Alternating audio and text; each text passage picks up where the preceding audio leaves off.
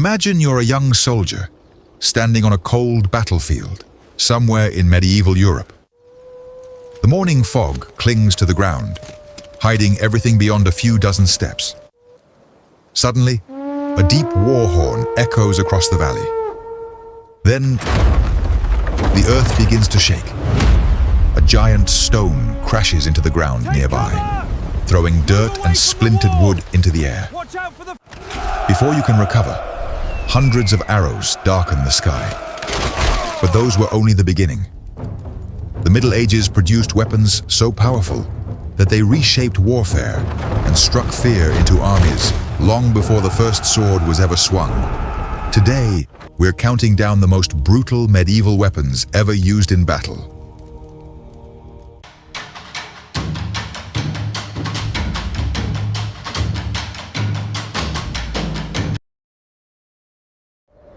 For nearly 1,000 years, Europe was shaped by almost constant conflict.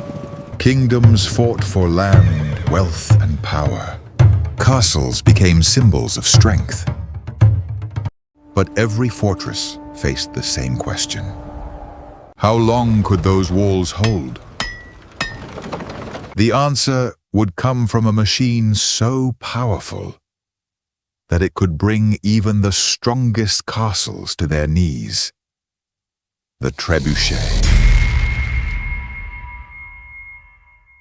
Before gunpowder changed warfare forever, one machine ruled the battlefield.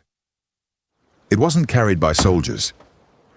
It was built to bring down entire castles. This incredible siege engine was known as the Trebuchet. Standing as tall as a modern three-story building, it was powered by gravity rather than human strength. A massive counterweight dropped in an instant. Some projectiles weighed well over 100 kilograms, sending enormous stones flying through the air with astonishing force. When one of those stones struck a castle wall, brace yourselves! The damage could be devastating. Yet destroying walls wasn't the Trebuchet's only purpose. In some sieges, attackers launched far more than stones. Keep your eyes on the tree What they line. hurled over the You cannot walls see anything through the was smoke. meant to break the defender's spirit as much as their defenses. But as armor became stronger, armies needed weapons that could defeat an enemy face to face. One answer came in the form of a compact weapon that could deliver tremendous force against steel. The Warhammer. At first glance, the Warhammer looked surprisingly small. But every part of its design served a purpose. The blunt face concentrated force onto a very small area. The rear spike could catch weak points in armor or equipment during close combat. Success still depended on timing, skill, and the chaos of battle, not simply the weapon itself. In the hands of a trained warrior, the Warhammer became a formidable answer to the challenge of armored opponents. Weapons like the Warhammer appeared alongside improving armor, reflecting the constant race between protection and the tools designed to overcome it. But even the Warhammer had one major disadvantage. Its short reach could leave its user vulnerable before they ever got close enough to strike. The solution was a weapon that could slash, stab, and pull riders from their horses, all at a safer distance. The Halberd. By the 15th century, battles were changing once again. Armies needed a weapon that could keep powerful cavalry at a distance. Their answer was the halberd. It combined the cutting power of an axe, the reach of a spear, and a rear hook designed to control an opponent or pull at shields and mounted riders. Few weapons offered so many options in the hands of a skilled soldier. Swiss infantry became especially famous for disciplined formations using polearms, proving that well-trained foot soldiers could challenge heavily armored opponents on the battlefield. Their success helped reshape military tactics across Europe. But one weapon gave ordinary soldiers something once reserved for the strongest archers: the ability to strike from a distance with remarkable power and far less training. The crossbow. Long before firearms dominated the battlefield, another weapon changed the balance of power. It looked simple, but behind its design was remarkable mechanical power. Unlike the English longbow, the crossbow could deliver tremendous force without requiring years of physical training. Once loaded, a soldier could take careful aim before releasing the bolt. But that power came at a price.